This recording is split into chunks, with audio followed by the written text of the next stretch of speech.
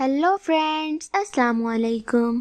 कैसे हैं आप सब? आज हम पढ़ेंगे has to and have to.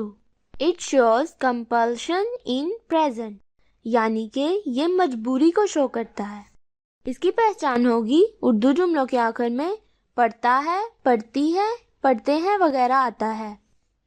Affirmative sentences, इसका फॉर्मूला होगा subject plus has have plus two plus verb's first form plus object. For example, he has to eat medicine. She has to jump to ring the bell. You have to go to hospital. They have to do homework. I have to go to college. Negative sentences.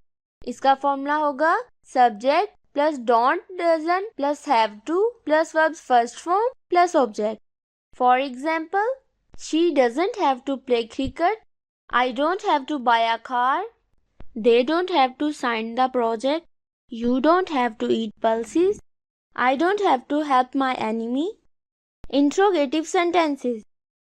इसका formula होगा do does plus subject plus have to plus verb's first form plus object plus question mark.